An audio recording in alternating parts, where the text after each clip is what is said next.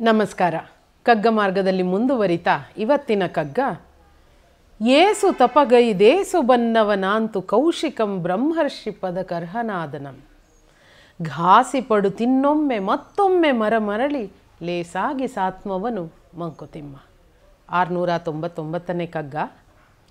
ಏಸು ತಪ್ಪಗೈದು ಎಷ್ಟು ತಪಸ್ಸು ಮಾಡಿ ಏಸು ಬನ್ನವನಾಂತು, ಬನ್ನ ಅಂದರೆ ಕಷ್ಟ, ದುಃಖ, ನೋವು, ಹತಾಶೆ ಅಂತ, ಎಷ್ಟು ಕಷ್ಟಪಟ್ಟು ಎಷ್ಟು ಅವಮಾನಗಳನ್ನು ಸಹಿಸಿ ಕೌಶಿಕಂ ಬ್ರಹ್ಮರ್ಷಿ ಪದಕರ್ಹನಾದನ್, ಕೌಶಿಕ ರಾಜ ಕೌಶಿಕ ನಂತರದ ದಿನಗಳಲ್ಲಿ ವಿಶ್ವಾಮಿತ್ರನಾಗಿ ಬ್ರಹ್ಮರ್ಷಿ ಅನ್ನೋ ಪಟ್ಟಕ್ಕೆ ಏರ್ತಾನೆ. ಆದರೆ ಆ ಪಟ್ಟಕ್ಕೆ ಏರೋದಕ್ಕೆ ಆತ ಅದೆಷ್ಟು ತಪಸ್ಸು ಮಾಡಬೇಕಾಯಿತು, ಎಷ್ಟು ಕಷ್ಟ ನಷ್ಟಗಳನ್ನು ಅನುಭವಿಸಬೇಕಾಯಿತು, ಎಷ್ಟು ನೋವು ಹತಾಶೆಗಳನ್ನು ಅನುಭವಿಸಬೇಕಾಯಿತು. ಘಾಸಿ ಪಡು ತಿನ್ನೊಮ್ಮೆ, ನಾವು ಹಾಗೆ ಕಷ್ಟಪಡ್ತಾ ಇನ್ನಷ್ಟು ಸಂಕಟಪಟ್ಟರು ಸರಿಯೇ, ಮತ್ತೊಮ್ಮೆ ಮರಮರಳಿ ಮತ್ತೆ ಮತ್ತೆ ಪದೇ ಪದೇ ಅವಮಾನಕ್ಕೆ, ಸಂಕಷ್ಟಕ್ಕೆ, ನೋವಿಗೆ ಈಡಾಗ್ತಾ ಇದ್ದರೂ ಪರವಾಗಿಲ್ಲ, ಲೇಸಾಗಿ ಸಾತ್ಮವನು ಮಂಕುತಿಮ್ಮ. ಮತ್ತಷ್ಟು ನಮ್ಮ ಫೈನರ್ ವರ್ಷನನ್ನು ಮಾಡ್ಕೊಳ್ತಾ ಹೋಗಬೇಕು. ಅದೇ ಸರಿಯಾದ ವಿಧಾನ. ಆ ಹಾದಿಯಲ್ಲಿ, ಆ ಪ್ರಕ್ರಿಯೆಯಲ್ಲಿ ನಮಗೆ ನೋವಾಗಬಹುದು, ಹತಾಶೆ ಇರಬಹುದು, ಅವಮಾನಗಳಾಗಬಹುದು. But it's okay. By the end of the day ನಮ್ಮ ಬೆಟರ್ ವರ್ಷನನ್ನು ನಾವು ಮಾಡ್ಕೊಳ್ತಾ ಇದ್ದೀವಿ. ಬ್ರಹ್ಮರ್ಷಿ ಪದ ಸಿಗಬೇಕು ಅಂತ ಅಂದರೆ ನಮ್ಮನ್ನು ನಾವು ಒಂದು ಒಳ್ಳೆಯ ಸ್ಥಾನದಲ್ಲಿ, ಅಂದರೆ ಇನ್ನೊಬ್ಬರ ಮನಸ್ಸಿನಲ್ಲೇ ನಮ್ಮ ಬಗ್ಗೆ ಒಳ್ಳೆ ಮಾತುಗಳು ಬರುವ ಹಂತಕ್ಕೆ ನಾವು ಬರಬೇಕು ಅಂತ ಅಂದರೆ ಅದಕ್ಕೆ ಈ ಎಲ್ಲ ಹಂತಗಳನ್ನು ನಾವೆಲ್ಲರೂ ದಾಟಲೇಬೇಕು. ವಿಶ್ವಾಮಿತ್ರ ಬ್ರಹ್ಮರ್ಷಿ ಆಗೋದಕ್ಕೆ ಅವನಿಗಷ್ಟು ಕಷ್ಟ ಆಯಿತು ಅಂದರೆ ನಾವೆಲ್ಲ ಹುಲುಮಾನವರು. ನಾವು ನಮ್ಮ ಕಷ್ಟಗಳನ್ನು ಪದೇ ಪದೇ ಮರಳಿ ನಮ್ಮ ನೋವು ಸಂಕಟಗಳನ್ನು ಪಟ್ಟಾದರೂ ಸರಿ ನಮ್ಮ ಬೆಟರ್ ವರ್ಷನನ್ನು ನಾವು ಮಾಡ್ಕೊಳ್ತಾ ಹೋಗಬೇಕು. ನಮ್ಮ ಅನುಭವದ ಮೂಲಕ ನಾವು ಹೊಸ ವ್ಯಕ್ತಿಗಳಾಗಿ ಬದಲಾಗ್ತಾ ಇರಬೇಕು ಅಂತ. ನನಗೆ 2 ಸಿನಿಮಾಗಳು ನೆನಪಾಗುತ್ತೆ ಇದನ್ನು ಕೇಳಿದಾಗ. ಮೊದಲನೇದು 12th ಫೇಲ್ ಅಂತ ಇತ್ತೀಚೆಗೆ ಬಂದಂಥ ಒಂದು ಸಿನಿಮಾ. ಮನೋಜ್ ಶರ್ಮಾ ಅಂತ ಒಬ್ಬ UPSC ಪರೀಕ್ಷೆಯಲ್ಲಿ ಪಾಸಾಗಿ IPS ಆಫೀಸರ್ ಆದಂತಹ, ಕಡು ಬಡತನದಿಂದ ಮೇಲೆ ಬಂದಂತಹ ಒಬ್ಬ IPS ಆಫೀಸರ್ನ ನಿಜ ಜೀವನದ ಕಥೆ ಅದು. ಅದರಲ್ಲಿ ಗೌರಿ ಶರ್ಮಾ ಅನ್ನುವಂಥ ಒಂದು ಪಾತ್ರ ಬರುತ್ತೆ. ಆತನು ಹೀಗೆ ಇಂಗ್ಲೀಷ್ ಗೊತ್ತಿಲ್ಲದ ಯಾವುದೋ ಒಂದು ಮೂಲೆಯ ಹಳ್ಳಿಯೊಂದರಿಂದ ಬಂದ ಒಬ್ಬ ಹುಡುಗ, UPSC ಆಕಾಂಕ್ಷಿಯಾಗಿ. ಆದರೆ 4 ಸಲ ಮಾತ್ರ ಬರೆಯೋದಕ್ಕೆ ಅವಕಾಶ ಇರುತ್ತೆ UPSC ಎಕ್ಸಾಮು. 4 ಸಲನೂ ಆತ ಫೇಲಾಗಿ ಹೋಗ್ತಾನೆ.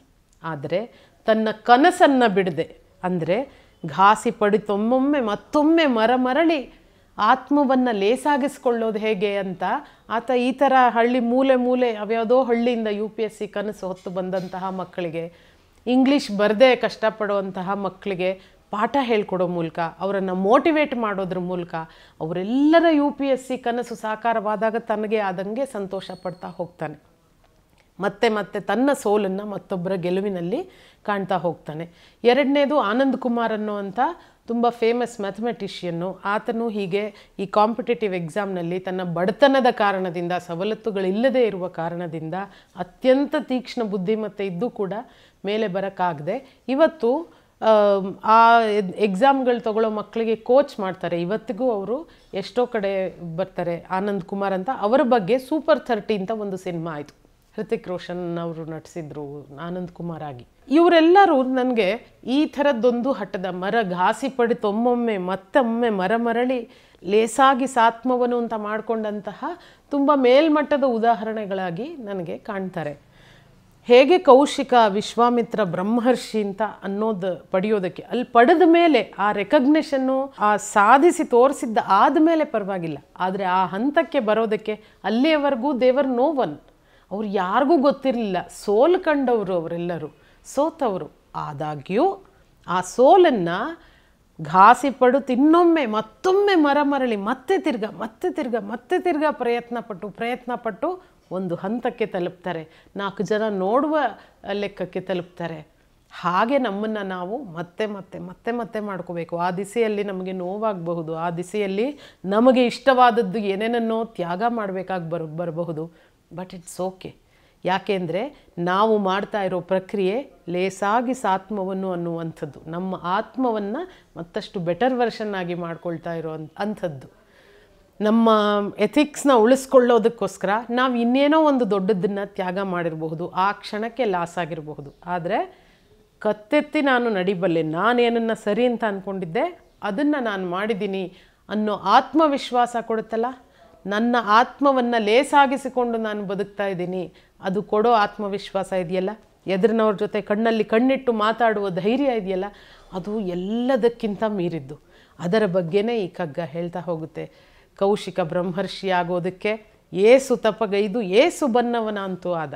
ಹಾಗೆಯೇ ನಾವೂ ಘಾಸಿ ಪಡುತ್ತಾ ಮರಮರಳಿ ಇನ್ನಷ್ಟು ನಮ್ಮನ್ನು ನಾವು ಫೈನರ್ ವರ್ಷನ್ ಮಾಡ್ಕೊಳ್ತಾ ಹೋಗೋಣ. ನಮ್ಮ ಬದುಕಿಗೆ ಅದು ಸಹಾಯ ಆಗುತ್ತೆ. ನಮ್ಮ ಆತ್ಮವಿಶ್ವಾಸವನ್ನು, ನಮ್ಮ ಧೈರ್ಯವನ್ನು, ಬದುಕನ್ನು ಎದುರಿಸೋದಕ್ಕೆ, ಪ್ರಪಂಚವನ್ನು ಎದುರಿಸೋದಕ್ಕೆ ನಮ್ಮ ದೃಢತೆನ ಅದು ಹೆಚ್ಚು ಮಾಡುತ್ತೆ. ನಾವೆಲ್ಲರೂ ಹೆಚ್ಚಾಗಿಸ್ಕೊಳ್ತಾ ಹೋಗೋಣ.